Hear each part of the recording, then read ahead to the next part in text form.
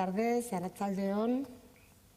Gracias por estar aquí hoy compartiendo este espacio de presentación de los resultados del estudio de cuidados, que ya sabemos que dadas las circunstancias tenemos que hacerlo de esta manera, pero también aprovecho para saludar a todas las personas que están en streaming siguiendo, que me consta que son muchas. Desde luego, desde el Instituto Navarro para la Igualdad queremos dar la bienvenida a Laura Martínez, que es autora de esta investigación titulada Radiografía de los cuidados de Navarra, a quien quiero agradecer su presencia hoy para poder compartir en persona, porque siempre es muchísimo más enriquecedor el poder estar aquí. Laura Martínez es doctora internacional en Ciencias Sociales por la Universidad Pablo de Olavide de Sevilla en el año 2017 con su tesis La mística del posfeminismo neoliberal en el escenario posrecesivo, dirigida por Lina Gálvez Muñoz. También es investigadora del Observatorio de Género sobre Economía, Política y Desarrollo y del grupo de investigación Ecofemen, Economía Ecofeminista, Ecológica, Feminista y Desarrollo, además de poseer un máster en Género e Igualdad.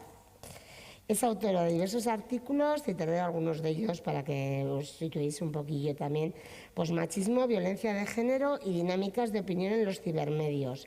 Aproximaciones a la realidad española a partir de la experiencia del diario.es. O Perdóname señor, construcción identitaria y estrategias de supervivencia de las feminidades andaluzas en la ficción popular. Ha participado también en obras colectivas, entre ellas Enseñando a ser que mujeres desde niñas a través del consumo diferenciado, o Cámbiame, Makeover, ¿no? Makeover, bueno, yo con el inglés, ya sabéis, Show, y Discurso de la elección correcta en el posfeminismo neoliberal, entre otras. Como ya sabéis, la Ley Foral de Igualdad Navarra, que se aprobó en 2019, pretende, una de las partes muy importantes de la ley es precisamente la que trata de colocar la sostenibilidad de la vida en el centro de las políticas públicas. Además, establece que el propio Gobierno es quien tiene que impulsar y liderar precisamente análisis de las desigualdades y diferencias existentes entre mujeres y hombres en el ámbito del cuidado. Por eso presentamos hoy este trabajo con Laura. Responde también a una necesidad de conocer, en primer lugar, qué usos del tiempo hacen tanto las mujeres y los hombres en relación a los cuidados, y también cómo afecta esto al tiempo que luego disponen esos hombres y esas mujeres, disponemos para el resto de la vida y de los ámbitos, ¿no?, en los que nos movemos. También me gustaría señalar que en el Instituto, aparte de este estudio, el año pasado también impulsó otro estudio que tiene que ver también mucho con el ámbito de los cuidados, que es precisamente analizar la situación de las empleadas de hogar, que también mencionará Laura, ¿no?, en su estudio, la situación de las empleadas de hogar en Navarra. Son dos estudios que precisamente han ido a este tema. ¿Por qué? Porque desde luego que desde el Instituto Navarro para la Igualdad sabemos que y más durante la pandemia nos ha puesto un foco aún más en esa crisis de cuidados que ya existía, no es algo novedoso, pero sí lo que ha traído la pandemia COVID ha sido un foco que nos ha visibilizado muchísimo más, y que incluso yo me atrevo a decir que ha quitado un poco el mito de que las nuevas tecnologías igual también iban a acabar, ¿no?, con esta crisis de cuidados. Y ha sido, por ejemplo, el teletrabajo una muestra de que, a pesar de que hemos podido, tanto mujeres y hombres, quien ha podido depende en el ámbito también, ¿no?, del empleo en que se desenvuelva, pero muchas mujeres y hombres hemos podido estar teletrabajando en nuestros hogares, y sin embargo eso no ha traído un reparto en los cuidados y en las responsabilidades, ¿no?, de las tareas domésticas y de cuidados en las familias. Entonces, creemos que es muy importante poder ¿no?, desde luego, reflexionar sobre quién cuida en las familias navarras, quién además no solamente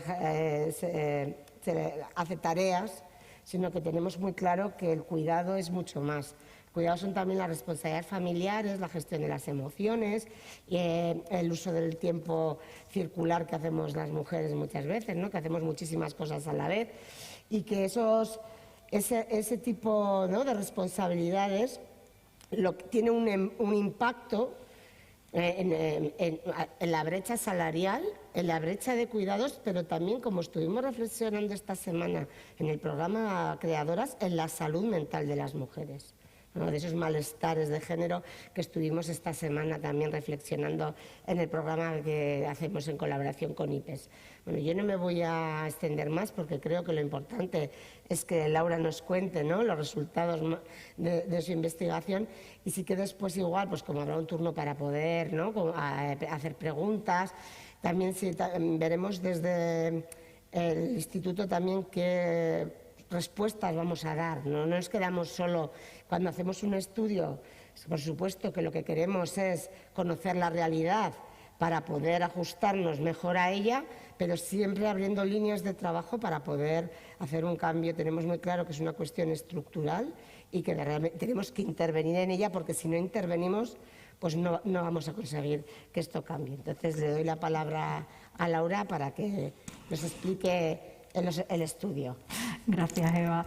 Arratsaldeon, buenas tardes. Me vais a permitir que comience agradeciendo en primer lugar a todas las que estáis aquí y a las compañeras que nos siguen a través del streaming la oportunidad, ¿no?, de encontrarnos físicamente, de ponernos cuerpo, ponernos cara, ponernos voz, que era algo que también les quería agradecer a las compañeras del Instituto Navarro para la Igualdad.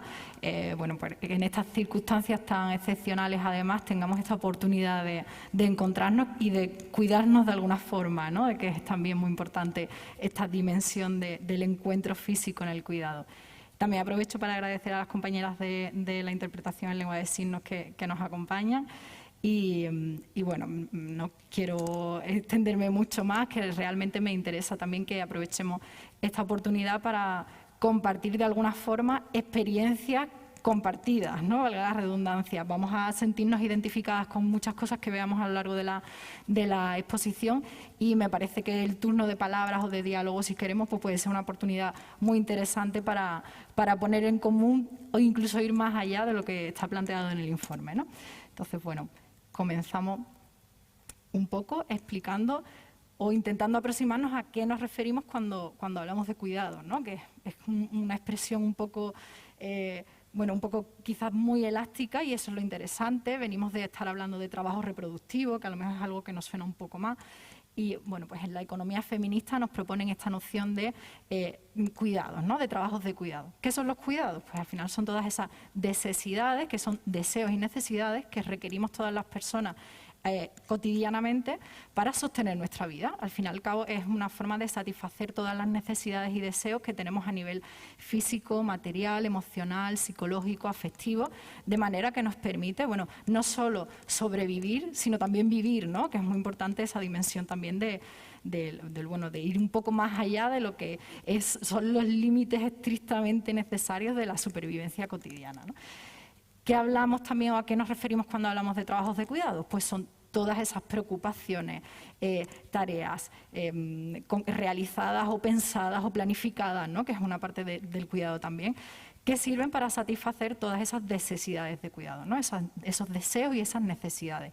Son tareas que habitualmente asociamos, además, particularmente a personas dependientes, ¿no?, y nos dejamos fuera de esa ecuación el cuidado que necesitamos todas las personas independientes también. Entonces, bueno, pues es interesante también mirar a los trabajos de cuidados como una necesidad y un deseo que requerimos todas las personas, incluidas nosotras mismas, cuando somos las que estamos cuidando. Esto es importante, ¿vale? Y también qué nos interesa y que además qué es lo que contextualiza y justifica el interés de este trabajo. Es que los trabajos de cuidados habitualmente han estado privatizados en los hogares, siguen privatizados. Son trabajos de cuidado muy precarizados cuando están externalizados en el mercado de trabajo. Además, muy hiperfeminizados, tanto dentro de los hogares como fuera, ¿no? Hablábamos, ¿no?, del trabajo doméstico, de las trabajadoras domésticas, pues son eminentemente mujeres, además realizando ese trabajo en unas condiciones de bastante precariedad, además de esa invisibilización que hay y ese desprecio social que hay por los trabajos de cuidados, ¿no? Introduciendo, bueno, o vamos aproximándonos un poquito más a la realización del estudio, de la investigación. El objetivo principal de este trabajo era diagnosticar, radiografiar esas relaciones, esas condiciones, esos trabajos de cuidado en los hogares navarros y, sobre todo, entre las mujeres y los hombres, ¿no? Cómo se daba ese reparto de trabajos de cuidado dentro de los hogares entre mujeres y hombres, atendiendo particularmente a las posibles desigualdades de género que fuésemos a encontrar en ese reparto. Por supuesto, pues ya veníamos con trabajos y con estudios previos que nos posicionaban en una situación de partida, al menos de sospecha, ¿no? Sabíamos que nos íbamos a encontrar al menos cierta desigualdad en ese reparto de cuidados, ¿no? ¿Y cómo hemos hecho esto? Pues gracias a los resultados del bloque I de conciliación de la vida laboral, familiar y personal de la encuesta social y de condiciones de vida de 2016, elaborada por el NASTA. Está un módulo muy interesante para hacer esos análisis. Y también, como hablábamos, más allá de exponer los resultados de esa encuesta, que son muy interesantes y además muy elocuentes, ¿no?, que hablan por sí solos, nos interesa particularmente hacer como os digo ahí, ese análisis cualitativo e interpretativo desde una perspectiva crítica de género y, sobre todo, situado desde la economía feminista. Y en este sentido, y como también poníamos en valor mucho esta mañana, es esencial reconocer el trabajo de las compañeras economistas feministas como Lina Gálvez, como Astrid Ajenjo, Amaya Pérez Orozco, Paula Rodríguez Modroño o Cristina Carrasco, porque sencillamente sin el trabajo de estas compañeras este tipo de informes y todas las políticas públicas que mueven serían sencillamente imposibles, ¿vale? Entonces, también es una forma de reconocer que el conocimiento no surge de la nada y que también es cuidarnos, reconocer el trabajo que han hecho previamente y que siguen haciendo previamente las compañeras desde la economía feminista. ¿Y cómo hemos organizado un poco, ya os digo, este análisis, esta interpretación de los resultados? Tenemos 3 dimensiones fundamentales de estudio que además están profundamente, íntimamente interrelacionadas. Estudiar el cuidado desatendiendo a cualquiera de estas dimensiones, pues realmente nos deja el estudio un poco en el aire, ¿no? Es fundamental atender a estas 3 dimensiones, como os digo. Tenemos, por un lado, cómo se organiza y cómo se reparten los trabajos de cuidados dentro de los hogares navarros. Tenemos también el concepto clave, ¿no?, de la conciliación, cuáles son nuestras posibilidades y nuestras condiciones de conciliación dentro de los hogares navarros.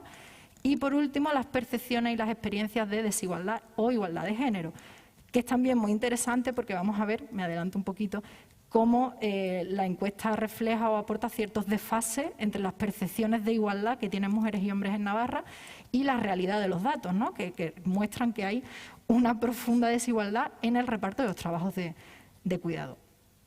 Antes me gustaría, bueno, situar un poco, contextualizar un poco los resultados del informe para que veáis de dónde partimos y ya os digo, hacer un poco un análisis bastante más situado y más fundamentado. Lo que nos decía la encuesta social y de condiciones de vida en 2016, los datos, bueno, pues han podido variar un poquito la actualidad, pero tampoco grandes transformaciones importantes, ¿no? Vemos como ese 32% de las formas en las que nos organizamos en los hogares son parejas con hijos, lo que podríamos identificar con esa imagen de familia nuclear heteronormativa, papá, mamá, hijo, hija, que lo tenemos más o menos asimilado como que es el modelo predominante, pero realmente el 68% restante son otras formas de convivencia, o sea, se está realmente tambaleando un poco la dominancia de ese tipo de organizaciones familiares, ¿no?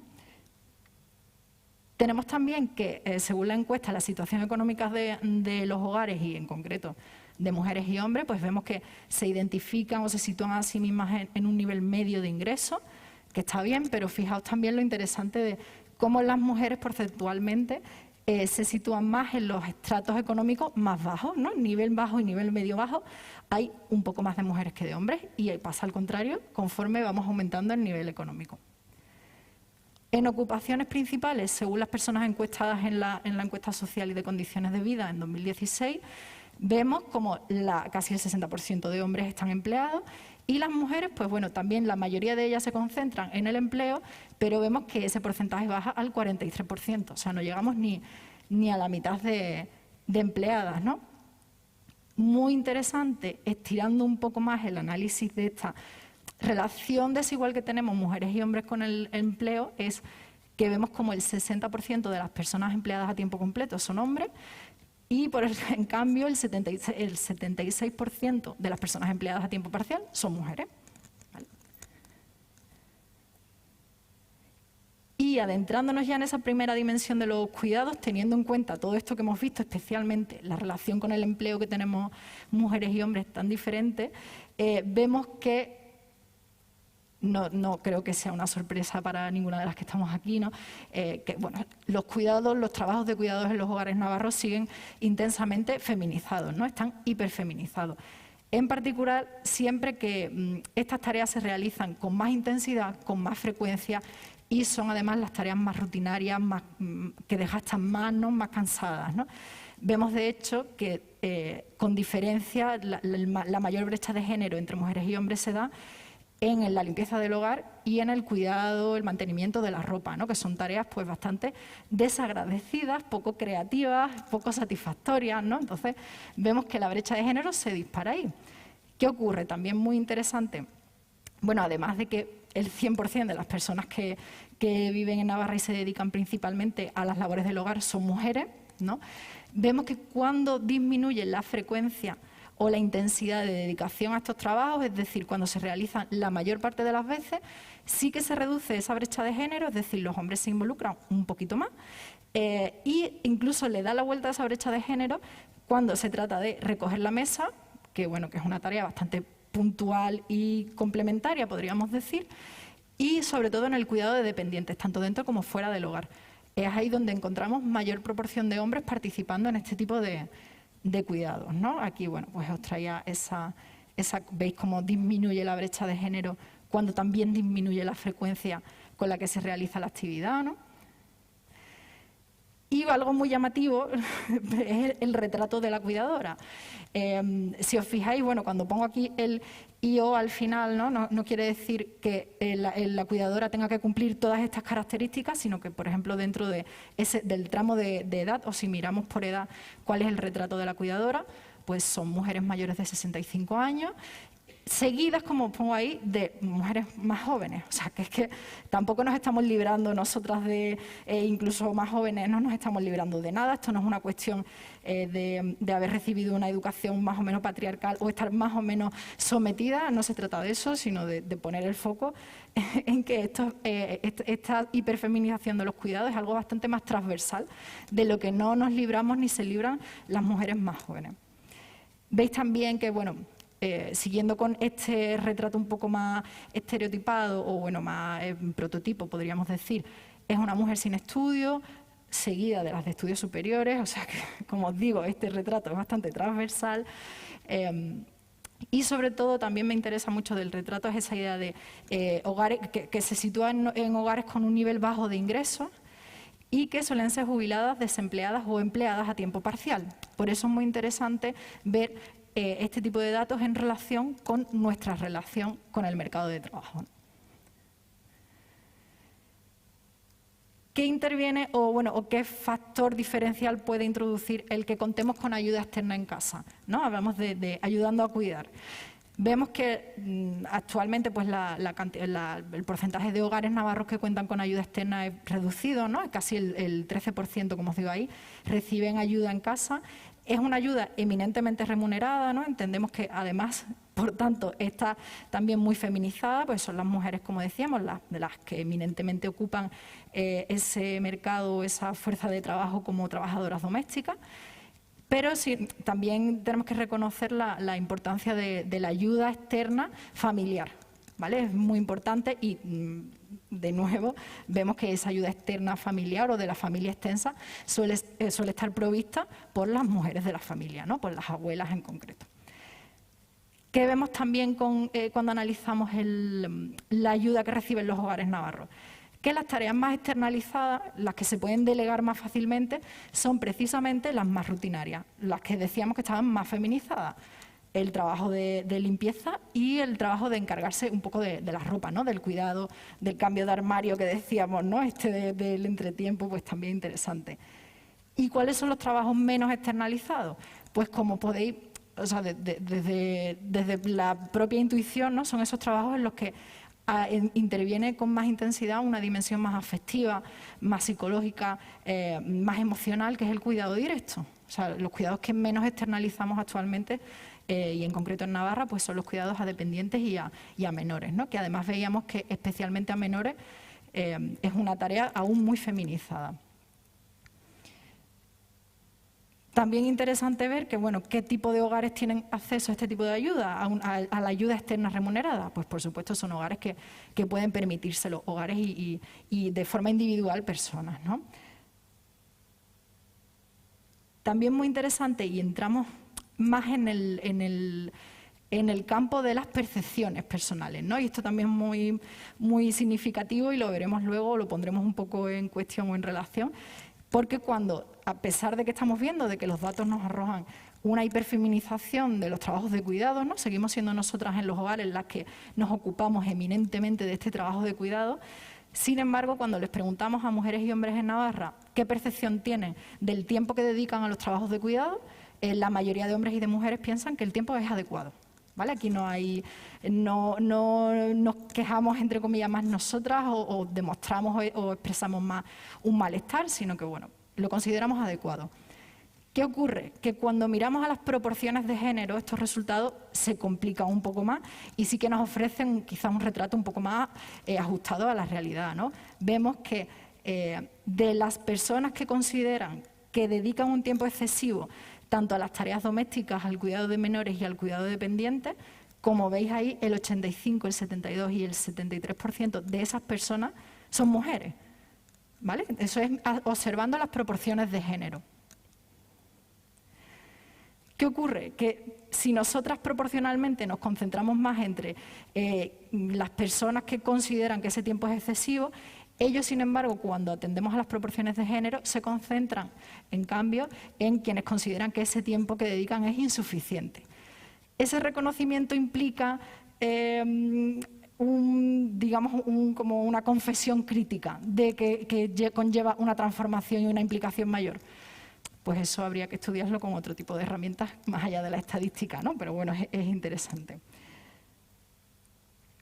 Y bueno, esta parte de reflexión, ¿no?, que también me interesa plantear o polemizar incluso un poco con los resultados que vemos, que llamamos cuidado con los cuidados, que esto es una especie de eslogan que plantean las compañeras del Congreso de Economía Feminista, que me gustó mucho traerlo y me parece interesante. Vemos una evolución positiva respecto a los datos de 2006, o sea, vemos que los hombres se han implicado más en los trabajos de cuidados en los hogares, especialmente en el cuidado de menores, pero aún sigue siendo insuficiente, digamos, ¿no? Por no ponerle otro apelativo. ¿Y por qué? Yo creo que algunas de las causas que nos hacen llevarnos a esta insuficiente incorporación o responsabilización de los hombres de los trabajos de cuidado es, por un lado, ¿qué consideramos cuidados, ¿no? Ya empezábamos diciendo que es una noción bastante elástica, que es incluso compleja, hay mucha discusión detrás de esta noción, ¿no? Pero es importante, sobre todo para las mujeres, que sepamos identificar qué son cuidados. Y ya decía Eva, por ejemplo, todo el tema de la carga mental, que le llaman a muchas compañeras, o de esa responsabilidad de planificar, de prever, de organizar, incluso de mandar, ¿no? Que decíamos muchas veces que la responsabilidad cae sobre nosotras de tenerle que decir, en este caso, si convivimos en una pareja heterosexual, tener que decirle a nuestra pareja, hombre, tienes que hacer esto, ¿vale? Pues eso muchas veces se invisibiliza, incluso, bueno, juega en nuestra contra porque parece que somos unas mandonas o que estamos constantemente insatisfechas y quejándonos, y realmente pues es una forma de organizar el cuidado dentro del hogar, más o menos efectiva o más o menos satisfactoria, pero así lo es, ¿no? ¿Quién lleva también el trabajo principal, todo el caudal de trabajo principal, y quién hace las tareas, digamos, complementarias? Pues si estábamos diciendo que los hombres incluso superan a las mujeres cuando hablamos de recoger la mesa, pues a lo mejor no es quizás la tarea más relevante o más sostenedora cotidianamente de la vida en un hogar, ¿no? Pues vemos también que hay diferencias en cómo repartimos los cuidados, que eso, bueno, eso lo matizaremos luego, pero es interesante ir conectando esas nociones. Y también muy, muy significativa es esa idea de si negociamos o no explícitamente en el hogar quién hace qué, y si lo hacemos además desde posiciones de igualdad. Hay estudios previos de compañeras, por ejemplo, que han estudiado cómo se organiza, digamos, la provisión económica de una casa, ¿no? De quién pone más dinero, quién tiene un sueldo mayor o menor, si hacemos una cuenta conjunta, quién paga qué. Y bueno, normalmente las parejas heterosexuales, en este caso, dicen que es poco romántico discutir esas cosas, ¿no? Entonces vemos como el mito del amor romántico se nos cuela y nos impide hacer un reparto igualitario de ya no solo de la gestión económica, también de los cuidados, ¿no? Yo, por ejemplo, en mi tesis doctoral hacía el trabajo de campo y preguntaba sobre cómo se gestionaban los trabajos de cuidados en casa, y las dos respuestas estrellas siempre eran: quien tenga más tiempo los hace, y normalmente somos nosotras quienes tenemos más tiempo, porque nuestras condiciones laborales, bueno, pues estamos a media jornada o estamos desempleadas, ¿no? Entonces, bueno, sospechosamente siempre éramos, o casi siempre, las que teníamos más tiempo. O se organizaban en función de preferencia. Y habitualmente, pues las preferencias de ellos era, por ejemplo, cocinar o jugar con los niños. Son los trabajos más reconfortantes, incluso más creativos, porque en la cocina hablamos de cocinillas, ¿no? No era ni siquiera un trabajo de sostenimiento de la vida, no se consideraba un trabajo, era prácticamente un ocio, ¿no? Entonces, bueno, parece que a nosotras nos gustaba limpiar el váter o el suelo o pasar la mopa, y era muy curioso ver cómo se repartían esos trabajos en función de preferencia, ¿vale? Y también muy importante preguntarnos por qué se implican más los hombres actualmente, si es por un cambio de mentalidades, que los estudios que ha habido hasta ahora parece indicar que no es tanto eso, sino que depende mucho de cuáles son nuestras circunstancias laborales. Es decir, si nosotras en pareja somos las que tenemos una jornada completa o incluso trabajamos muchas más horas, horas extras, ellos se implican más porque hay una necesidad evidente en la casa. ¿Qué ocurre? Que cuando en pareja, por ejemplo, nosotras tenemos un ingreso medio alto, lo que hacemos es externalizar parte del trabajo de cuidado y nos ahorramos ese conflicto, ¿no? De alguna forma, otra mujer de fuera viene a amortiguar el conflicto que podríamos tener en pareja porque nos repartimos los trabajos de cuidado. Eso es muy interesante también. Como os estaba diciendo, que estamos hablando todo el rato, ¿no? De que, bueno, que ellos se encargan de unos trabajos, nosotros de otras, que puede haber cierto reparto del trabajo de cuidados en casa, pero eso no implica que sea un reparto igualitario. Volvemos a lo mismo, ¿no? No es comparable que nosotras hagamos el que se suele denominar trabajo sucio, ¿no? Todo ese trabajo más poco reconocido, más ingrato, y que ellos, por ejemplo, pues se dediquen más a jugar con los niños, con las niñas, bueno, pues a otras tareas bastante más reconfortantes, como decía. De hecho, Rocío Ochoa, que es una investigadora de aquí de Navarra, nos contaba en su tesis que ese modelo que hemos idealizado de la pareja heterosexual, que los dos están empleados y tienen pequeños en casa, tienen criaturas y se reparten por igual los trabajos de cuidado, sencillamente no es real. E incluso es todavía más irreal en las familias con un poder adquisitivo pues menor, ¿no? Y bueno, es que, claro, esto lo podemos estirar muchísimo, ¿no? Tenemos tantas interpretaciones interesantes, pero claro, también es necesario ver de dónde viene esta poca implicación o responsabilización de los hombres en los trabajos de cuidado. Nos dice Cristina Carrasco que es que los hombres no son socializados como cuidadores ni de otras personas ni de ellos mismos, de manera que se generan una población de hombres dependientes del cuidado, dependientes en mayor o menor grado, ¿no? Del cuidado que le proveen otras mujeres. ¿Vale? Entonces es muy interesante también esa idea de adultos independientes hasta qué punto, ¿no? Y también qué juegos de perversiones hay en estas nociones de independencia y dependencia, que también daría para otra investigación, ¿no? Y por supuesto esa idea de quién cuida de las que cuidan, ¿no? ¿Qué pasa con las mujeres que dedican su vida a los otros, ¿no? Que son para otros, no son para ellas mismas? Entonces también es interesante plantearnos los autocuidados y el cuidado que nos proveen otras personas cuando nosotras somos las cuidadoras principales. Cuando hablamos de esa dimensión de la conciliación, que veíamos que era la segunda dimensión, ¿qué es lo que vemos interesante? Es que cuando se les pregunta también a mujeres y hombres en Navarra por el esfuerzo que les implica conciliar su trabajo a mujeres y hombres que están empleados, ¿no? En este caso, ¿qué esfuerzo les supone conciliar su trabajo con las tareas domésticas y los cuidados directos? Vemos que en líneas generales es un esfuerzo reconocido como poco o como limitado, ¿no? No es algo especial o particularmente forzado, menos en el cuidado a menores, que vemos que las mujeres sí que lo consideran bastante forzado, ¿no? Además veis, como os digo ahí, si normalmente nosotras estamos en ese, reconocemos ese esfuerzo como poco, tendemos a hacerlo luego más hacia bastante. Y ellos, cuando lo reconocen como poco, tienden a hacerlo en el siguiente porcentaje más elevado hacia ninguno, ¿no? O sea, nosotras compartimos ahí un poco la percepción, pero siempre tendemos a decir que bastante, ¿no? Y ellos más a ninguno. Y bueno, también es ese porcentaje interesante, ¿no? de las personas que están empleadas a tiempo parcial y que reconocen que lo hacen porque tienen obligaciones familiares, el 87% son mujeres. ¿Qué ocurre también interesante, ¿no? Antes de seguir con el tema de la conciliación? Que introducimos aquí esa socialización de los hombres que, como decíamos, no son educados para ser cuidadores ni de ellos mismos ni de otras personas, y son educados principalmente para emplearse, ¿no? Ellos son el trabajador productivo por excelencia, ese es el prototipo. ¿Qué ha pasado con nosotras? Que nosotras, bueno, pues además de esa carga naturalizada de ser cuidadoras, nos hemos incorporado al mercado laboral.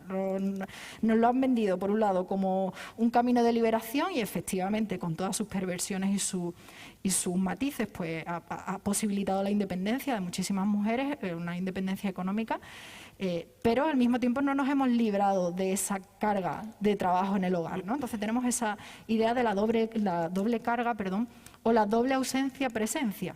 De manera que para nosotras la conciliación siempre va a ser mucho más esforzada, que tenemos que estar siempre entre esos dos mundos, ¿no? Al menos en esos dos mundos del trabajo y del hogar, ¿no? También muy interesante cuando se les pregunta, y volvemos a la idea esta de las percepciones, ¿no? ¿Cómo creen que ha impactado su dedicación a los trabajos de cuidado en su carrera, en su desarrollo profesional? Vemos que la mayoría de mujeres y hombres, y especialmente de los hombres, ya veis, un 72%, cree que no ha tenido ningún impacto. O sea, que el tiempo que han dedicado, el esfuerzo que han dedicado a los trabajos de cuidado en el hogar no ha impactado en su desempeño laboral ni en su carrera profesional, ¿no? ¿Qué ocurre? Y volvemos a las proporciones de género, ¿no? Veis cómo de las personas que creen que su trabajo de cuidados ha impactado mucho y totalmente en su carrera profesional, de todas las personas que consideran esto, el 86% y el 93% son mujeres. O sea, de nuevo, las proporciones de género son muy chivatas y nos dicen lo que los datos brutos, ¿no? Podríamos decir, los porcentajes no nos dicen. ¿Qué pasa cuando cambiamos a un impacto real? De un impacto real, a un impacto potencial o previsto, ¿no? Cuando se les pregunta a mujeres y hombres en Navarra si creen que su dedicación a los trabajos de cuidado podría impactar en un futuro en su carrera profesional. Vemos también que, de nuevo, pues la mayoría cree que, de mujeres y hombres, cree que no, que no podría impactar nada, ¿no? Que están bastante tranquilos.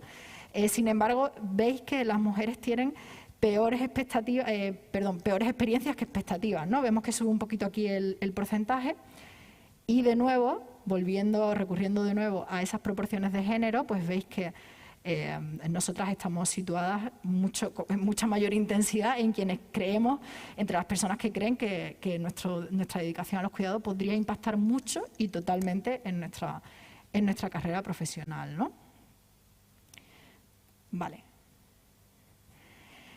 Y bueno, ¿qué estrategias tenemos más allá de esa ayuda externa que podemos recibir en casa? Que, como veíamos, era algo que dependía mucho del nivel adquisitivo de los hogares, ¿no? No todas las familias podían permitirse tener esa ayuda externa en casa. ¿Qué hacemos o qué uso hacemos de las medidas de conciliación que tenemos a mano? Vemos que aún ese uso es bastante minoritario en Navarra, ¿no? Para cuidar menores y dependientes en este caso.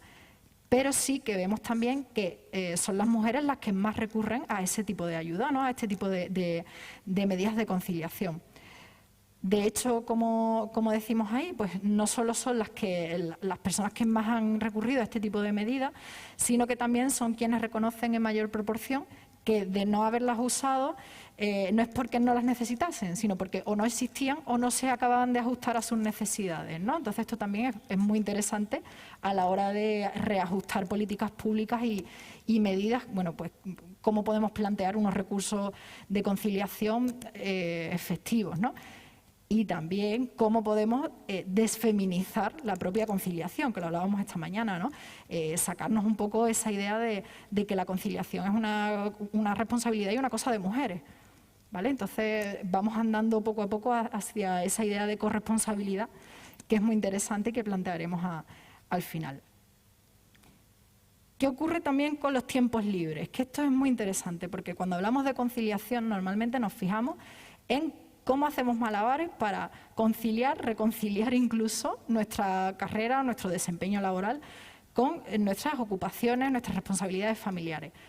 Solemos dejar a veces un poco en el aire esa dimensión del desarrollo personal, ¿no?, que las compañeras de NASTA sí que recogieron.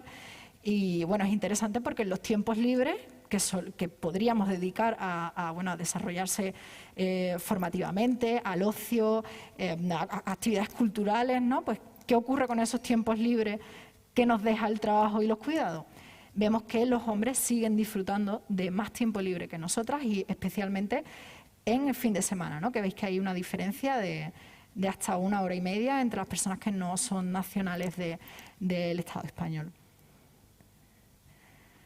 Excepciones interesantes, que ya os digo, son muy puntuales, incluso anecdóticas, las excepciones de mujeres que disfrutan de más tiempo libre que los hombres, pero es que me interesa esta reflexión, que no me la he sacado yo de la manga, esto viene de estudios de compañeras a nivel nacional, o estatal, internacional, que nos dicen que las mujeres intensificamos nuestra dedicación a los trabajos de cuidado cuando nos emparejamos, respecto al tiempo que dedicábamos a los trabajos de cuidado cuando vivimos solas. ¿Qué ocurre con ellos? Que cuando se emparejan dedican menos tiempo a los trabajos de cuidado de lo que hacían cuando vivían solos. O sea, que el factor diferencial que potencia o intensifica la dedicación a los trabajos de cuidado de las mujeres en los hogares, cuando estamos hablando de parejas heterosexuales, es el emparejamiento en sí, la convivencia con la pareja en este caso. También, por supuesto, si introducimos la dimensión de los hijos, ¿no?, del cuidado de criaturas, pues os podéis hacer una idea de que esto pues se potencia. Entonces, conciliamos en Navarra, y podríamos extender esta reflexión a un nivel mucho más territorial, mucho más amplio, ¿no? Pues si seguimos la definición que hacen las compañeras del Instituto Navarro para la Igualdad de qué es la conciliación o qué debería implicar, vemos que compartir responsabilidades, que reorganizar los tiempos que dedicamos tanto al trabajo, al cuidado y a nuestro desarrollo personal, que repartir igualitariamente precisamente esa dedicación que hacemos a los trabajos de cuidado y también, y esto yo creo que es bastante más complicado, reajustar las estructuras y esas relaciones productivas.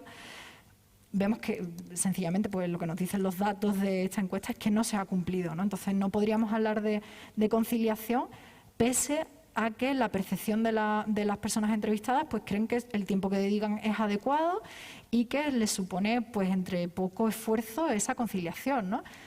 Volvemos a ese desfase entre qué percepciones tenemos y cuál es la realidad que nos arroja un poco los datos.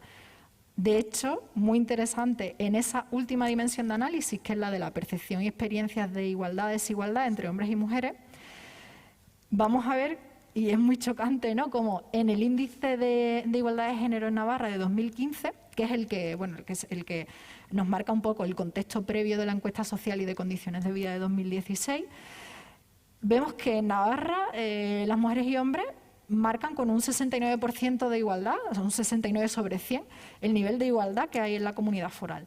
¿Dónde se identifica más igualdad? En salud y, muy llamativamente, en dinero y en empleo. ¿Vale? Vamos a ver luego, ya lo estábamos viendo en los datos de contexto, que nosotras somos las que nos concentramos en los empleos a media jornada, las que estamos menos empleadas y, sin embargo, en estos índices de igualdad nos dicen que el dinero y el empleo son dos de las dimensiones en las que más igualdad hay en Navarra. ¿Dónde hay menos igualdad? O se percibe que hay menos igualdad. En ese reparto de posiciones de poder, que va a ser interesante ahora verlo en un ratillo, en formación y conocimiento, que también es interesante cómo choca de alguna forma, ¿no?, con los resultados que veremos a continuación, y en tiempo, que realmente sí que tiene bastante coherencia con lo que hemos visto hasta ahora. ¿Qué ocurre con la actualización de ese índice para 2017? Que vemos que se ha mejorado incluso en igualdad, se ha mejorado la puntuación en igualdad de cada uno de esas dimensiones, además siguen igual, o sea, no han cambiado, y solo empeora el tiempo. Y entonces lo del tiempo, bueno, pues nos hacen falta encuestas de usos del tiempo y informes y trabajos bastante más elaborados y más profundos que nos digan qué estamos haciendo con los tiempos y también cómo ha cambiado nuestra percepción del tiempo y de los tiempos del cuidado, que además los tiempos del cuidado son muy particulares, ¿no? No es un tiempo asimilable al que dedicamos al trabajo. Son tiempos más pausados, que se solapan, en los que interviene la multitarea, ¿no? Es difícil, es bastante difícil estudiar los tiempos de cuidados por esa particularidad tan significativa que tienen, ¿no? Bueno, paso con las experiencias de discriminación, que realmente lo que nos decía la encuesta social y de condiciones de vida era que la inmensa mayoría de hombres y mujeres pues, no reconocían no haber sido víctimas de discriminación por motivo de género, y ahí también tendríamos que ver, ¿no?, qué percepción, qué tolerancia o qué sensibilización tenemos frente a la desigualdad de género. Pero bueno, eso lo vemos ahora a continuación. Y se les preguntaba a mujeres y hombres también en la encuesta social y de condiciones de vida 2016 sobre qué percepción, ¿no?, o qué opinión tenían sobre la igualdad de género, tanto a nivel, en un panorama más general, como os digo ahí, y también en Navarra. A nivel general, es muy interesante ver cómo hay un gran acuerdo, ¿no? El 10 es estar muy de acuerdo y el 0 en total desacuerdo, que hay un gran acuerdo en la idea de que mujeres y hombres disfrutamos de los mismos derechos. Sin embargo, baja un poquito, y especialmente en el caso de las mujeres, cuando hablamos de oportunidades. Y aquí se podría ver muy fácilmente esa diferencia entre igualdad formal o igualdad reconocida por las leyes, desarrollada por las leyes, y esa noción ya de igualdad real y efectiva, ¿no?, de cuál es la igualdad, la experiencia de igualdad que tenemos en nuestro día a día. También se les preguntaba sobre, bueno, un poco cuál era el retrato actual de la feminidad o qué podría ser hoy en día una mujer, especialmente en su relación con la familia y con el trabajo. En general, se ve que hay un gran, hay bastante acuerdo en rechazar ideas bastante estereotipadas, por ejemplo, esa percepción o ese prejuicio de que las mujeres necesitamos ser madres y tener una familia y una pareja para ser felices, para sentirnos realizadas, ¿no? O que, por ejemplo, se va a resentir la relación de una madre con sus criaturas, sus hijas, sus hijos, si está empleada. Bueno, pues vemos que hay cierto rechazo, más por parte de las mujeres en algunos casos, pero también es muy llamativa esa idea o ese gran consenso que hay cuando hablamos de que para que una mujer pueda ser independiente, la mejor vía o la solución o el camino más favorable es el empleo remunerado. Claro, y esto decíamos esta mañana precisamente que, bueno, pues economistas feministas como Silvia Federici, por ejemplo, pues vienen mucho tiempo peleando un poco con esa idea de que el trabajo remunerado o el empleo nos lo han vendido como el camino de la liberación, ¿no? Y esto, bueno, pues tiene más estudio, más interés, pero es cierto que tiene también esa reflexión necesaria de que el empleo pues también implica otra nueva parcela de explotación que nos ha posibilitado independencia, por supuesto, y otro, ¿no?, a nivel especialmente sociomaterial, pero bueno, que no lancemos campanas al vuelo ni hagamos estas celebraciones, porque de hecho la gente más joven son quienes peor puntúan o más en desacuerdo se muestran con esta explicación, con esta afirmación, ¿no?, que ocurre entre las personas más jóvenes, especialmente las mujeres jóvenes, que tenemos unos niveles de desempleo y de precariedad brutal. Entonces, que nos sigan vendiendo ese mito de que el empleo es el camino de liberación e independencia absoluto, pues a lo mejor no nos cuadra en estas circunstancias de crisis arrastrada que tenemos. Y bueno, por afinar un poquito más los datos, a nivel general, ¿no?, sin entrar en muchos matices, las personas más mayores con menor nivel adquisitivo y menor nivel de estudio suelen tener tendencia a seguir identificándose con ideas un poco más estereotipadas de esa relación de las mujeres con la familia y con el empleo que veíamos, ¿no?, y con la igualdad de género en general. Y en cambio, pues las personas más jóvenes con mayor nivel de estudio, un nivel adquisitivo mayor, pues muestran más o mayor tendencia a rechazar más contundentemente esas ideas estereotipadas y a tener otro tipo de relación más igualitaria, si queremos. Cuando preguntamos, estábamos viendo ese retrato general que os decía, y cuando preguntamos en concreto sobre la situación en Navarra, vemos que la gran mayoría de mujeres y hombres piensan que la situación de mujeres y hombres en Navarra es de bastante igualdad. Pero, y si recordáis los datos que veíamos al principio de esta dimensión o este punto de estudio, que eran los del índice de igualdad para Navarra, si veis, la mayoría de hombres y sobre todo de mujeres, ¿no? Veis estos porcentajes elevadísimos, creen que la situación de las mujeres es peor en relación al empleo en cualquiera de sus dimensiones. Veis, encontrar empleo, estabilizarse, ascender, ocupar puestos de responsabilidad y sobre todo recibir un buen salario, ¿no? Pues recordar que en el índice de igualdad de Navarra, dos de las dimensiones que puntuaban mejor eran remuneración, o sea, era dinero y empleo. Aquí hay un desfase interesante para estudiar, ¿no? En conciliación vemos lo mismo, que de nuevo la mayoría de hombres y mujeres en Navarra piensan que la situación de las mujeres en Navarra es peor para la conciliación, especialmente las mujeres, ¿no? Vemos que opinan así. Y en educación, y este es otro dato que contrasta con el índice de igualdad de Navarra, casi la totalidad, como os digo ahí, de hombres y especialmente de mujeres creen que sí que existe igualdad en el acceso y en el desarrollo formativo de las mujeres en Navarra actualmente. En cambio, ese punto de representación política sí que marca la diferencia, porque vemos que mientras que la mayoría de ellos sí que cree que se ha alcanzado que las mujeres gozan de igualdad respecto a los hombres en este proceso de representación política, las mujeres navarras consideran, la mayoría de ellas, que no hay igualdad en este proceso de representación política y que bueno, ahí hay una diferencia de percepciones entre hombres y mujeres interesante, ¿no? Entonces, ¿somos más iguales? Como preguntábamos antes, ¿conciliamos?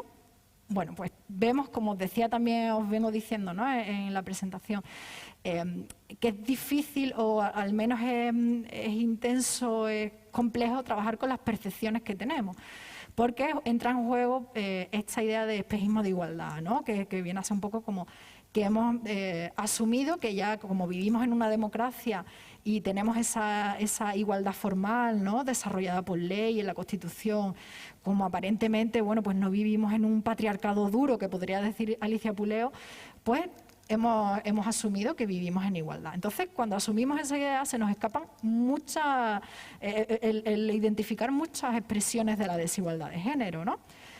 Claro, os decía, son los hombres más optimistas que nosotras porque marcaban más alto en los porcentajes o estaban más de acuerdo con que nosotras disfrutábamos de los mismos derechos y oportunidades.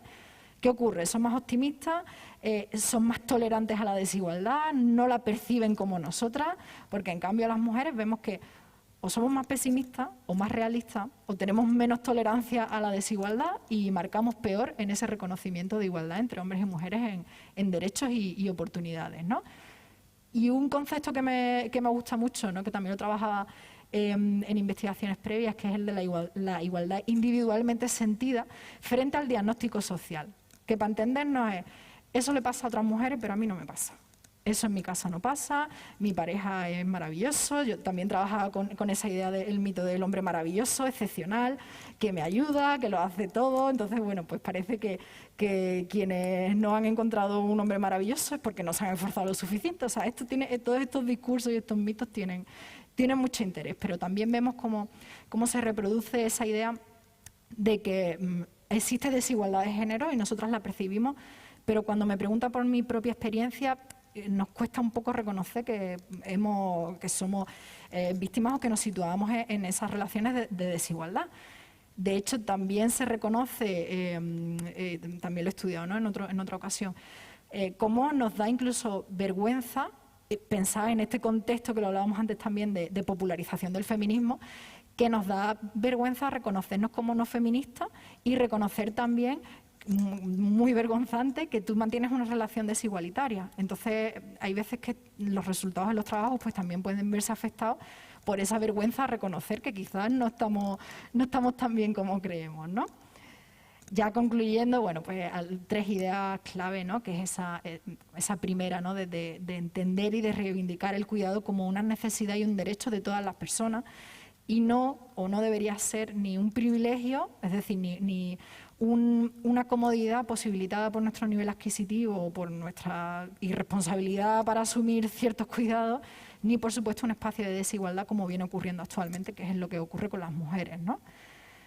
También, importantísimo, reconocer que esa hiperfeminización, que esa privatización e individualización de los trabajos de cuidado no solo repercuten muy negativamente en la vida de las mujeres, ¿no? Imaginad sencillamente el tiempo y la energía que se nos resta para imaginar y para realizar proyectos de vidas alternativos, ¿no? Que no sean esa reproducción de una familia patriarcal, ¿no? Eso es muy importante.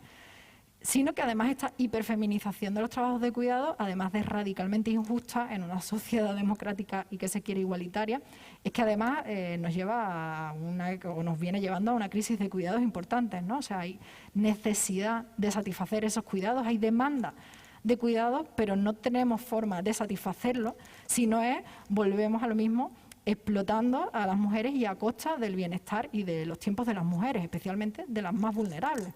Al final, esto es como una cascada que al final vamos externalizando o delegando los trabajos de cuidado, especialmente cuando tenemos capacidad económica en otras mujeres más vulnerables, ¿no?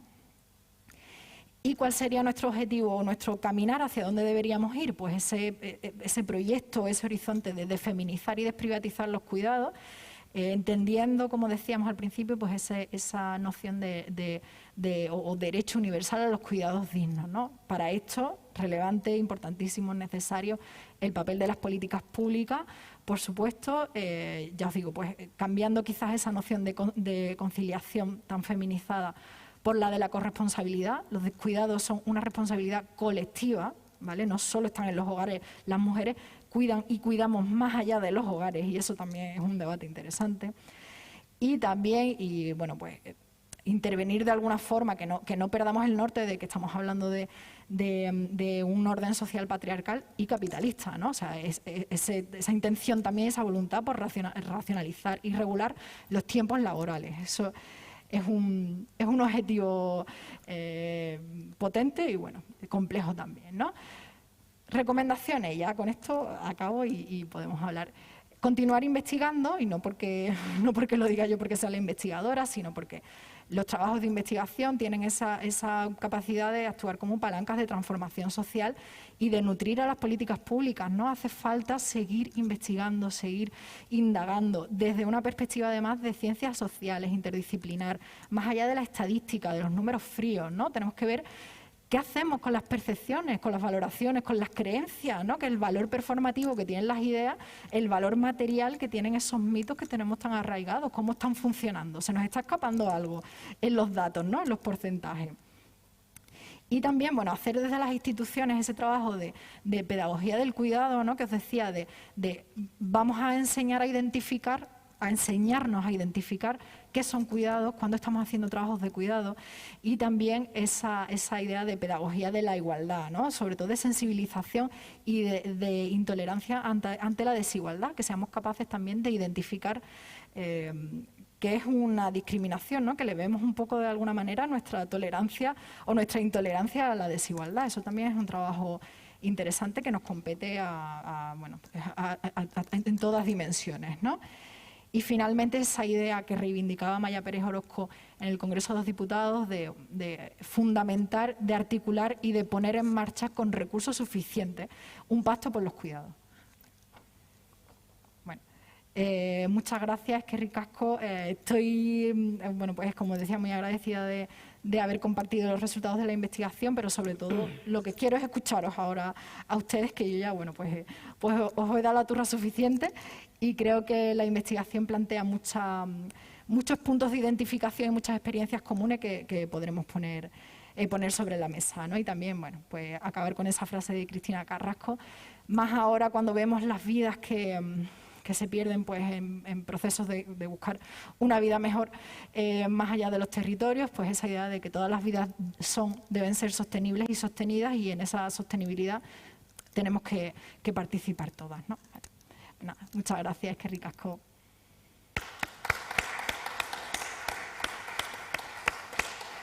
Gracias a ti, Laura. No sé si queréis hacer alguna pregunta, algún comentario sobre lo que nos ha explicado. Yo desde luego sí que quería señalar que la verdad que me ha sorprendido del estudio precisamente los datos, los hemos conocido, nos los has mostrado, pero me ha sorprendido mucho esa percepción, ¿no? Como a pesar de los datos y que nos evidencian que todavía queda mucho por hacer, como ¿no? tenemos una tolerancia por la socialización, ¿no? de género, tanto mujeres como hombres, aunque las mujeres somos más conscientes, pero todavía me parece que tenemos demasiada, ¿no? todavía a esa desigualdad en los cuidados. Me ha sorprendido muchísimo que el 83%, ¿no? de las familias en Navarra utilicen recursos privados bien propios, bien la extensión de la familia, las abuelas, ¿no? Me ha sorprendido, ha habido cosas que realmente sí que son sorpresivas en ese sentido, de que, ¿no? Sobre todo ese aspecto de creer que estamos mejor de lo que estamos y además cómo justificamos a veces, ¿no? cómo estamos. Entonces, no sé, yo creo que es importantísimo eso que nos has transmitido porque nos va a permitir también no solamente intervenir, sino intervenir conociendo precisamente esos hándicaps. Porque no es lo mismo hacer políticas públicas en un ámbito que tú crees que hay un consenso, ¿no? y que se ve que hay una desigualdad manifiesta. Igual todavía queda mucho, pero igual en el ámbito de las violencias más explícitas es más sencillo, entre comillas, ¿no? Pero ya cuando encima en el ámbito de los cuidados, si resulta que no percibimos todavía eso que los datos sí que nos están contando, pues nos tendremos que aplicar en hacer unas políticas que precisamente vayan a solucionar desde otro lugar. Me parece muy importante y muy interesante en ese sentido. No sé si las personas que estamos aquí nos ha sorprendido también, ¿no? Esto, ¿no? Esa percepción que tenemos o no. Ya no sé si alguien quiere intervenir.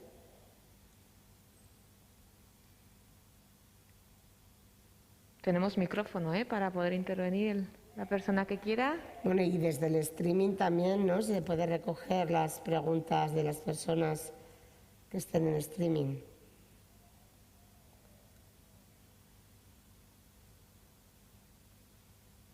Bueno, pues mientras tanto. Sí, no, sí. A mí sí que me parece muy importante lo que has acabado, ¿no? Señalando lo que decía Maya, ¿no? Que hace falta un pacto por los cuidados. Precisamente en Navarra sí que tenemos ahora desde el Instituto impulsando que no es un pacto foral por los cuidados, con unos pactos locales también en el ámbito local por esos cuidados, superando el concepto de conciliación. Sabemos que es algo muy complejo y que además requiere recursos y la implicación de todo, no solamente del gobierno, también la parte del diálogo social, de las asociaciones, del movimiento feminista. Sí que creemos que es importante todo lo que el estudio que has hecho con ese enfoque feminista de la economía feminista, que sí que está dando respuestas a lo que estamos viviendo. Cuesta más aplicarlas luego porque seguimos en una estructura, ¿no? patriarcal todavía, ¿no? Entonces, pero como ahí sí que te diría que igual, ¿no? nos ampliarás un poquito más qué respuestas desde la economía feminista podemos aplicar en estas políticas públicas que no son solamente lo que puede hacer la administración, sino que también tiene que implicar a la parte social, ¿no?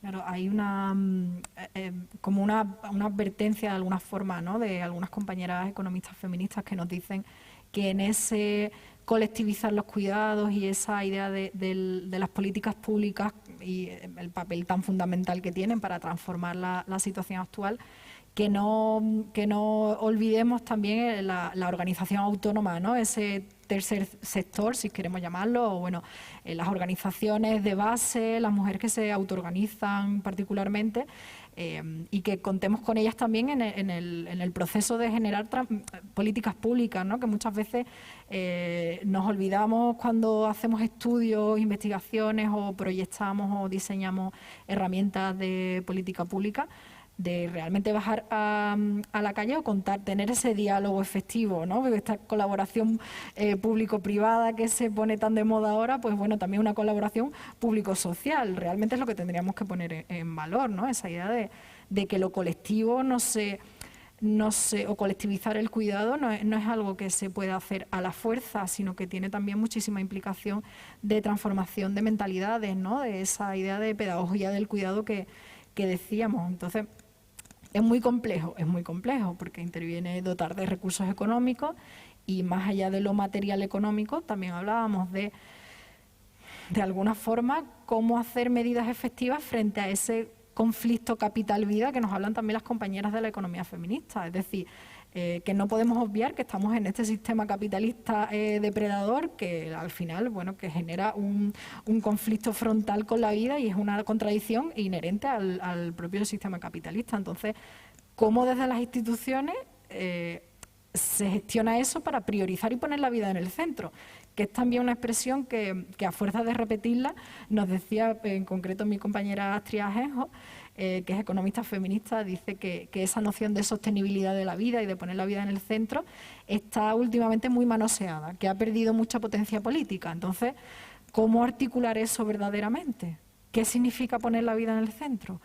Y cómo garantizarlo desde las políticas públicas, teniendo que enfrentar los ritmos y las imposiciones del capitalismo y del mercado laboral que están ahí y no las podemos obviar, las propias inercias perversas de la gestión política institucional, que las tiene como todo en la vida, y también esa pedagogía del cuidado. ¿Cuál es la solución? Pues seguir investigando también y, bueno, pues es bastante complicado, sí. Luego también hay algunas buenas prácticas, ¿no? Sobre todo en el norte de Europa, que también sí que se pueden trasladar, ¿no? Que hay veces que parece como que tiene que ser o todo o nada, ¿no? Sí. Y sino que hay un camino, ¿no? En ese sentido, vamos, que hay experiencias, ¿no? Y luego también, antes hemos estado hablando de poner en valor los cuidados como una cuestión que sin ella no podríamos sobrevivir, no solo cuando somos dependientes, sino cotidianamente, ¿no? Muchas veces sí que ha habido una parte, yo creo que por cansancio, por ese tiempo circular ¿no? que manejamos las mujeres, las multitareas, esos malestares que hemos renegado también, ¿no? De los cuidados nosotras mismas. Hay que renegar de que solo lo hagamos nosotras, pero no hay que renegar de que son fundamentales para la vida, ¿no? Y que tienen que estar. Yo no voy a decir que quiero que se vuelva a estudiar las labores como hacíamos en el instituto, ¿no? Pero sí que había una parte, cuando era algo mixto, cuando éramos tanto chicos como chicas, que teníamos que hacer esa asignatura, sí que ahí sí era de poner en valor, no, salvando las distancias, pero sí que ha desaparecido, ¿no? Como de toda esa parte ha desaparecido, sí. También las pocas cosas que ponían en valor y que eso es fundamental para luego encima romperlas. Claro, que es lo que hablábamos, ¿no? Que muchas mujeres jóvenes hemos tenido esa reacción y seguimos teniéndola de que los trabajos de cuidado, eso es algo de mujeres antiguas, eso no va conmigo, yo soy una mujer moderna, a mí no me interesa nada, sabe cocinar, sabe coser, sabe cualquier cosa relacionada con los trabajos de cuidado que están tan desvalorizados y tan invisibilizados, poner cómo lavar la ropa que hablábamos antes, ¿no? Para que nos dure más, pues si estamos hablando también de integrar esa noción de sostenibilidad y de que la vida se sostiene más allá de los humanos, sino también en un contexto ecosocial, pues a lo mejor sí que nos interesa saber cómo nos dura más la ropa, para no caer tampoco en ese consumismo, ¿no? Pues es importante saber cómo se lava la ropa y eso es un conocimiento que no tiene ningún tipo de valor, no le hemos dado ningún valor, porque nos parece o nos ha parecido durante mucho tiempo algo que corresponde a mujeres, ¿no? Está también ese conflicto intergeneracional o generacional de rechazar a la madre, ¿no? De decir, bueno, yo no voy a ser lo que soy mi madre. Y yo veía también en la tesis muy interesante que me decía una compañera, dice, yo soy mi madre, pero con trabajo. Dice, al final me he descubierto que sigo reproduciendo las mismas lógicas y las mismas relaciones que mi madre, que nosotras no hemos inventado, vamos, nosotras, no sé, estoy marcando un poco las edades y es un poco incómodo, porque ya digo que esto es un continuum y una cosa transversal, ¿no?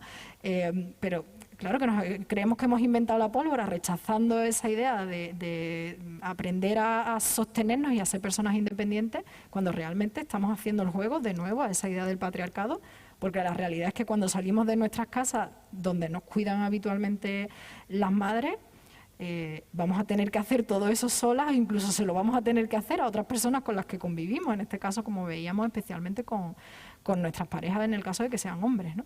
Entonces, pues... No, porque hay unos datos ahí también que claro, no se puede explicitar todo, pero como las mujeres que viven solas tienen mejor salud, ¿no?, que los hombres que viven solos, y al revés. Los hombres que viven en pareja tienen mejor salud que las mujeres que viven en pareja. Sí, sí, sí. O que incluso una mujer al frente de una familia monomarental tiene menos trabajo que una mujer con pareja y con criaturas. Entonces eso sigue todavía, aunque nos parezca que se ha superado, Prehistoria, ¿no? sigue todavía ahí, ¿no? Sí, sí, vamos, y hay estudios que no son... que claro que hemos tenido la sobremesa de poner en común experiencia, y al final ni estamos tan lejos ni somos tan distintas, y que esto no se trata, más allá de esas experiencias comunes y de intuiciones o de percepciones, es que hay estudios que respaldan esto, ¿no? Hay ciencia que nos está diciendo que esto es así, que no son invenciones nuestras que intentamos respaldar con pseudociencia, no, es un trabajo científico que nos dice efectivamente todo lo que estabas comentando en relación a los mejores indicadores de salud, a los mejores indicadores de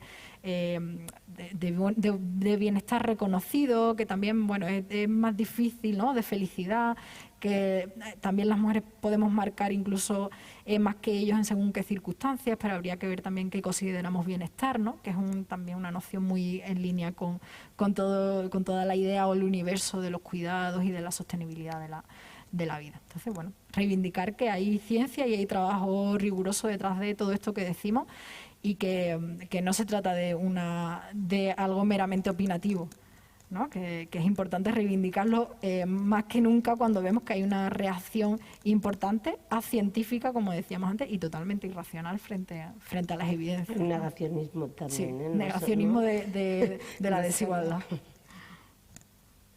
Sí. A ver, aquí hay una...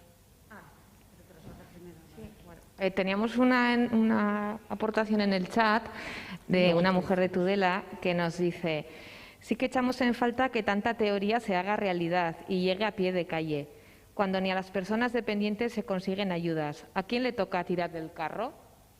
Bueno, una reflexión. Pues, claro. Es que, claro, es la articulación necesaria de bajar esta teoría a políticas realmente efectivas y también a esa implicación o responsabilidad de los hombres. Yo creo que además esto es el tirar del carro, desde luego, que a nivel público, o sea, creo que las políticas públicas tienen una responsabilidad fundamental.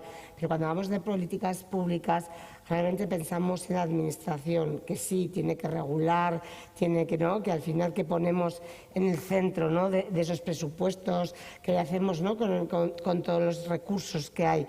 Pero hay una parte también en todo esto que tiene que ver con la producción, ¿no?, que todo el ámbito de las empresas, que también hay que hacer cambios, y luego las propias familias y las propias mujeres y hombres, porque si precisamente algo tenemos aquí es que la percepción es mejor de la que es. Algo también tenemos a nivel, es una cuestión compleja, pero desde luego desde lo público es donde tenemos que hacer ese impulso. La ley foral de igualdad que se aprobó en 2019 nos da un marco normativo para seguir avanzando.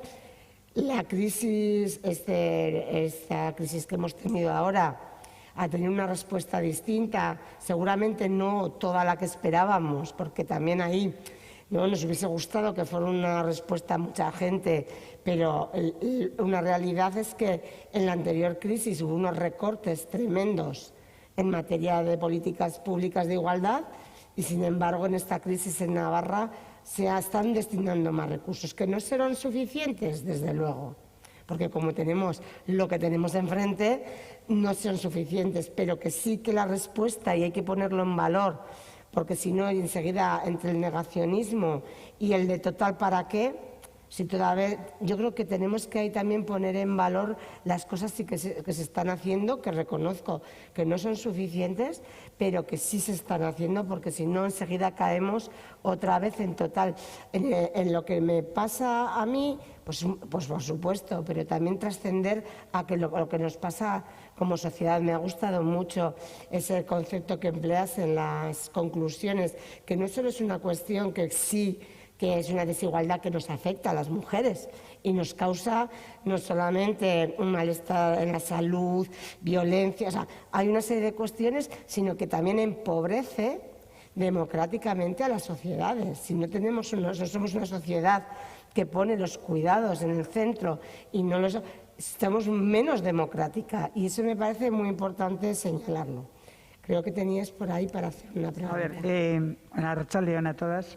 A ver, yo soy Ana, y mi compañera somos de ONECA, una plataforma de mujeres de Euskal Herria, pensionistas. Entonces, bueno, ya nos has expuesto y muy bien, muy interesante, parece que están mejorando y yo creo que están mejorando un poco las cosas, pero todavía, vamos, queda muchísimo por hacer. Quiero decir, seguimos con el trabajo, o la mochila del cuidado. Las mujeres seguimos con el mismo cuidado. Da lo mismo, o sea, seguimos, y lo que decíais antes, que la mujer sola, que tiene mejor salud, no me extraña. Si no, fijaros, los hombres que se divorcian, normalmente enseguida buscan pareja. ¿Y por qué es?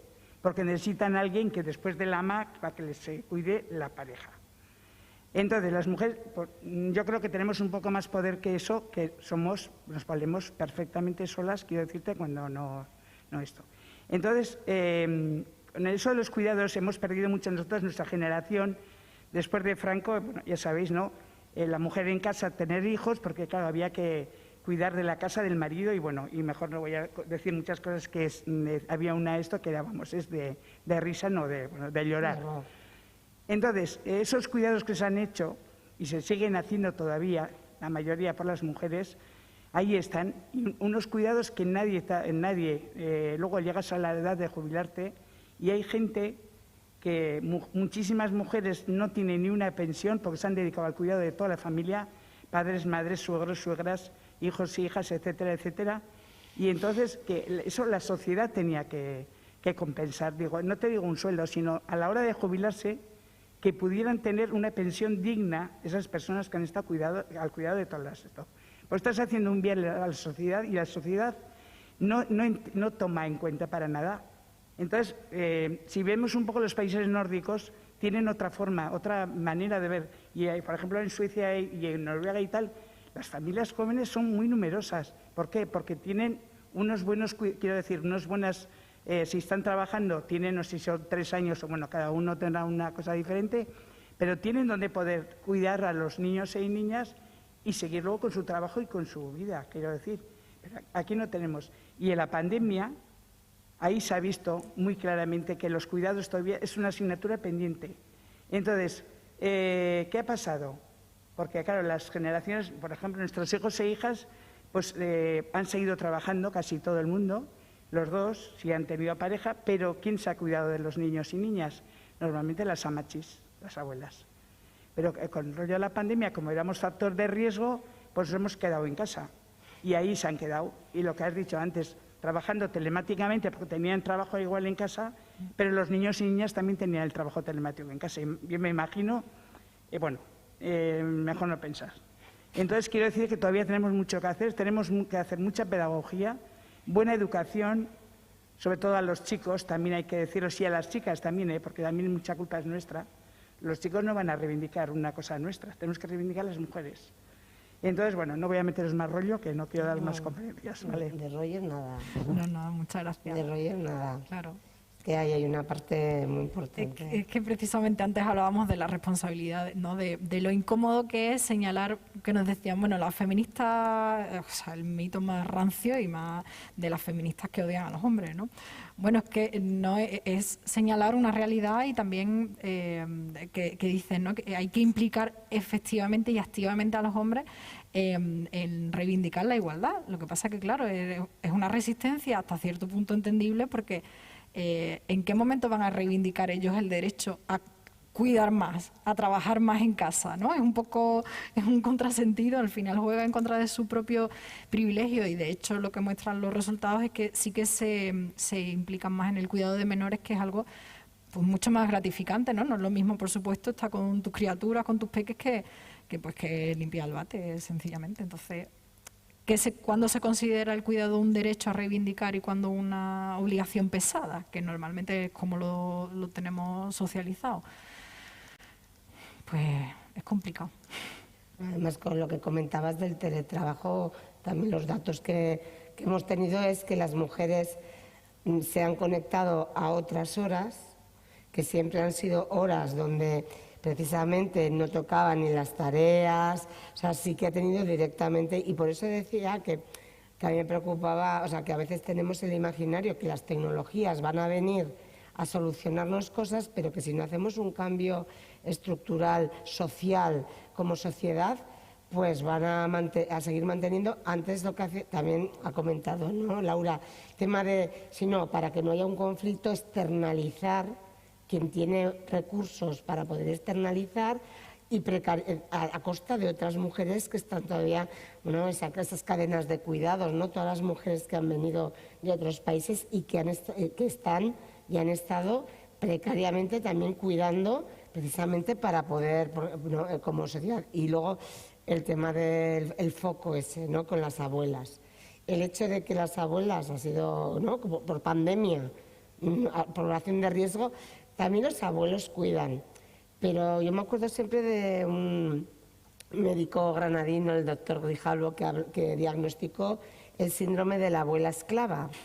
Porque, claro, hablaba de que, y entonces cuando me acuerdo en Burlada, que trajeron en una charla, que le pidieron que explicara, ¿no?, por qué consideraba que las abuelas eran en ese síndrome de la abuela esclava y que los abuelos no. Y él comentaba que, claro, había diagnosticado ese síndrome de mujeres de una edad que llegaban a la consulta con mucha sintomatología, que no sabían qué les estaba pasando, pero que coincidía que todas cuidaban a menores que no, con unas responsabilidades que no eran las que tenían que asumir ya en esa etapa de la vida. Entonces, claro, que los abuelos, decía, los abuelos son explotados, pero no es lo mismo ser explotado que ser esclavo. Decía, los abuelos están explotados porque en vez de dedicarse ya, ¿no?, en su jubilación, pues tienen que ir a recoger a las criaturas al colegio, pueden estar en el parque, pero es que las abuelas están ocupando de la educación, de la salud, de la alimentación. Es un grado diferente. Yo creo que en ese sentido, por supuesto que no queremos abuelos explotados, pero es que no es lo mismo la explotación que la esclavitud. Entonces hay que buscar maneras de que cada quien, ¿no?, tenga como decíamos, el derecho de cuidar y ser cuidadas, todas las personas. Y que efectivamente hay ejemplos, lo que has dicho es fundamental. De acuerdo que en el norte de Europa se llevan haciendo políticas en esta materia, pero es que 40 años de una sociedad franquista que volvió, ¿no?, había una constitución republicana que era muy avanzada en su momento para los derechos de las mujeres y que el franquismo supuso una involución, o no, aquellas escuelas que había que hacer para poder, ¿no?, que era volver al papel tradicional como la parte del régimen, las mujeres sostenedoras, y una involución enorme. Yo me acuerdo cuando comentaban que las mujeres en Telefónica, si que se casaban, les daban una dote y las echaban de casa, o sea, del trabajo, y que las que se quedaron fue rompiendo, muchos que las hubo, pero con un coste personal y social que muy elevado. Ahora, cuando decíamos las chicas, no, porque como los valores no se les da, o sea, los cuidados no tienen un valor social, ¿no?, porque realmente es algo que no ni se visibiliza ni computa. Cuando no, con María Ángeles Durán, que dice siempre las cuentas satélites, que compute. ¿Por qué computa la prostitución y computan las drogas, ¿no?, y no computan los cuidados en el PIB? O sea, aquí, en ese sentido, pero es que las chicas jóvenes tampoco se suman. ¿Quién va a sumarse a algo que ni contabiliza, no? Cuando realmente en los cuidados se aprende empatía, que luego como sociedad son valores empatía, colaboración, ponerte en el lugar de la otra persona. Por eso muchas veces cuando escuchas cursos de liderazgo de empresas, dices, pero si esto es lo que hemos hecho las mujeres toda la vida en el ámbito del cuidado. O sea, como en un ámbito se valora y sin embargo en el otro no. Pues tenemos que hacer mucha pedagogía, desde luego, y las injusticias seguir denunciándolas. Sigue siendo una injusticia que las mujeres de cierta generación no tengan, y que bueno, con el SOVI, que cuando se quedan viudas tienen que renunciar, o sea, con el SOVI era una pensión contributiva, porque o sea, ¿cuántas mujeres trabajaron y no se cotizó por ellas, y cuando han ido a hacer la cotización se han encontrado que no la tenían en la etapa de la vida donde más necesitas? Son muchas injusticias que tenemos que seguir ahí. Si no las ponemos nosotras desde el feminismo en cuestionamiento, la sociedad es como un rodillo que... Totalmente de acuerdo, o sea que...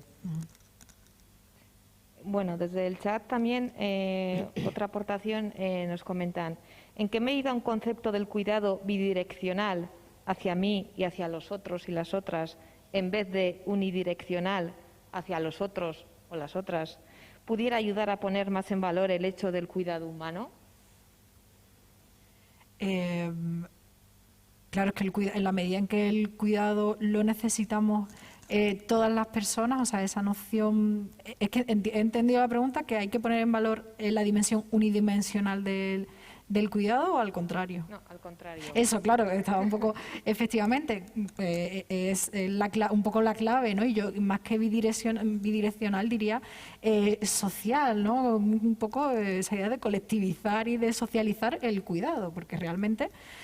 como decíamos también, las mujeres sostenemos socialmente esos valores de empatía, de cuidado, de acompañamiento emocional más allá del hogar. Y las asociaciones de mujeres, lo sabréis mejor que nadie, la autoorganización cuesta muchísimo, son unos tiempos y unas dinámicas a veces también un poco perversas con las propias del cuidado. Pero esa es la idea, ¿no? Ser conscientes de que necesitamos cuidado todas las personas y debemos o tendríamos que ser responsables de un cuidado a nivel colectivo que no esclavice ni explote a las mujeres que habitualmente y históricamente pues hemos actuado como amortiguadores naturales, ¿no? Esa expresión tan brutal, pero es muy elocuente, amortiguadores naturales de todo el cuidado a nivel de reproducción social, con este concepto un poco más bueno, más complicado, pero bueno, de reproducir socialmente a la sociedad, más allá de nuestras familias, ¿no? Y por supuesto, poner en valor esa idea de la retroalimentación, si queremos, del cuidado, ¿no? De ser cuidadas y cuidar también, como decía Eva, es fundamental, y sobre todo desterrando esa idea de que solo necesitan cuidados las personas dependientes, porque es que somos seres interdependientes, es que necesitamos, requerimos esos cuidados, los deseamos. Entonces, es una estrategia también poner en valor y un poco desmitificar esa individualización del cuidado, tanto de la persona que lo da como de la persona que lo recibe, ¿no? Entonces, clave, sí, por supuesto. Luego, incluso hoy hemos también comentando cómo se organizan los espacios públicos, ¿no? Cómo organizas el espacio público puede contribuir también al cuidado colectivo. ¿Qué pones en valor, ¿no? Cuando organizas las plazas, los espacios, ¿no? Cómo resulta mucho más sencillo, aunque haya problemas, ¿no? En los pueblos pequeños, pero cómo es un cuidado más colectivo, ¿no? Cómo en las ciudades, ¿no? Cómo se organizan las plazas, cómo se organizan las propias viviendas, los horarios, ¿no? Las viviendas. O sea, hay una parte que tiene que ver también, ¿no? con un cuidado, un concepto de cuidado colectivo, de organización de la vida, de poner en el centro. Estábamos hablando, nos acordábamos de cuando en la Segunda Guerra Mundial, ¿no? En Estados Unidos, como los hombres marcharon al frente mayoritariamente, cómo hubo muchas mujeres que accedieron a las fábricas porque la vida tenía que seguir, y entonces como cuando acaba la guerra se quiere recuperar ese modelo tradicional y surgen las películas de Doris Day y todas esas, ¿no? Esos unifamiliares que había, ese modelo americano, ¿no? De los años 60, ¿no? Finales de los 50, 60, que lo que buscaba era precisamente volver a ese, que aquí fue por narices, claro, con el franquismo aquí no hubo opción, pero que sí que buscaba esa vuelta, ¿no? En ese sentido, hace otra vez esos roles tradicionales y que las mujeres, el feminismo fue quien dio respuesta precisamente a romper eso. El sistema patriarcal siempre va a intentar transformarse, cambiar un poco para que todo siga igual. Sí, sí. Entonces fue una respuesta. Claro, no, y el propio sistema capitalista es que, claro, necesita y depende de esos trabajos no remunerados que hacemos las mujeres en los hogares. Entonces, como el matrimonio perfecto bueno, que se retroalimenta. Me parece también interesante, a raíz de la pregunta, muchas compañeras desde la economía feminista también nos dicen que tengamos, o bueno, que también seamos conscientes de cuidado con romantizar los cuidados, ¿no? De que esto también es, ¿no? Y volver de manera involuntaria a esa imagen de Doris Day, que es algo muy estilizado y muy sofisticado, que ya nos viene como, ¿no? Como muy desfasado, parece que no nos identificamos. Pero bueno, que el cuidado tiene también una parte de trabajo sucio, y sucio de manera literal y figurada, ¿no? Pues que hay veces que hay tareas que no son, que sencillamente pues no son agradables y no pasa nada. Bueno, es algo pues que requiere la propia vida, es que es así, ¿no? Es algo humano y natural, pero bueno, que tengamos también esa precaución de no romantizar lo que es la dedicación a los cuidados y el propio cuidado, ¿no? Que tengamos también cuidado precisamente con, si estamos hablando precisamente de colectivizar y de socializar, es para poner en valor lo necesario que son esos cuidados y también la carga de trabajo, que es un problema que estaba comentando la compañera. Reconocer ya los cuidados como un trabajo es algo muy simbólico, porque es que de facto es un trabajo, y las compañeras feministas a finales del siglo XX discutían mucho, ¿no? Silvia Federici también, sobre tenemos que remunerar el trabajo de cuidados en el hogar, ¿no? Esa ama de casa remunerada merece no que merezca, ¿no? Sino que lo reivindicaban como una manera de reconocer el trabajo, la aportación al Producto Interior Bruto, a todo el funcionamiento general del capitalismo. Entonces, bueno, es que en el cuidado en el cuidado convergen muchos debates muy interesantes y que tenemos que afrontar, por mucho que tengamos esas precauciones de no romantizar, de no volver a individualizar, a hiperfeminizar en esa romantización, pues tenemos que afrontarlos por mucho que no nos gusten o que sean más incómodos, ¿no? Y también tener un poco de cuidado con la trampa, ¿no? De que cuando hay recursos que, ¿no? Al final, como decías tú, que la conciliación es una cuestión de las mujeres, entonces ponemos recursos y llegamos a todo, esa superwoman, ¿no? Que hay muchos anuncios que a veces me impactan muchísimo, vitaminas para las mujeres, ¿no? Que trabajan, que llegan, el anuncio, llegas a los niños, llegas al trabajo, Sí, sí. ¿no? Entonces, tener también cuidado con, ¿no? Que la propia alimentación, la cosmética, la publicidad, ¿no? También, que es algo que hemos estudiado, cómo se promociona ese mito de la mujer multitarea que llega a todo y que lo quiere tener todo. Y es que realmente no se puede, o sea, es una cuestión meramente, no sé, matemática o física, como lo queramos llamar, que no se puede llegar a todo y no se puede tener todo. Entonces, también esa idea de seguir estirando los trabajos y los esfuerzos de las mujeres por estar en todo, cuando realmente no, en el sistema actual en el que vivimos no se puede estar en todo. Entonces, volvemos a esa idea de los mitos, de las percepciones, de las resistencias nuestras y de lo que se nos exige y nos exigimos a nosotras mismas, que lo que nos exigimos a nosotras mismas viene de lo que se nos exige socialmente, o sea, es individualizar de nuevo la culpa y somos nosotras las culpables de que ellos no hagan cosas o que nosotras lo hagamos todo en casa. Es también un poco perverso, ¿no? Todo esto viene de una construcción social que nos cala íntimamente. Entonces, también, bueno, pues autocrítica sí, pero en un contexto y contextualizada y mirando siempre hacia arriba, ¿no? Como digo yo, ¿no? De nosotras, de los cuerpos encarnados hacia el sistema en el que vivimos y nos relacionamos, que también es un análisis necesario.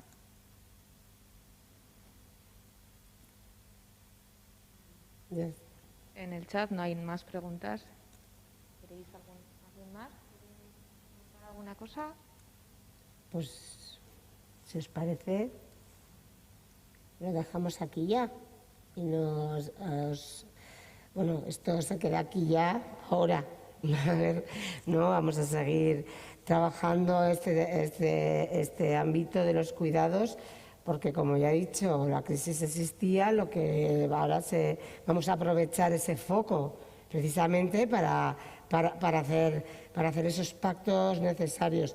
Ya os digo, el mes que viene traeremos los resultados de ese estudio de las mujeres que trabajan en el servicio doméstico, que está totalmente ligado a este estudio, y a la vez buscaremos las maneras de hacer esa pedagogía y de materializar. Yo creo que también es importante el tema de escolar, en los centros escolares, ¿no? La coeducación. Son muchos ámbitos que hay que mover ficha para que sea una cuestión de sociedad, ¿no? De bienestar, no de unos a costa de unas, sino de unos y unas. Por mi parte, nada, agradecer otra vez a Laura que haya estado con nosotras y hasta la próxima. Sí. Gracias. Gracias, Laura.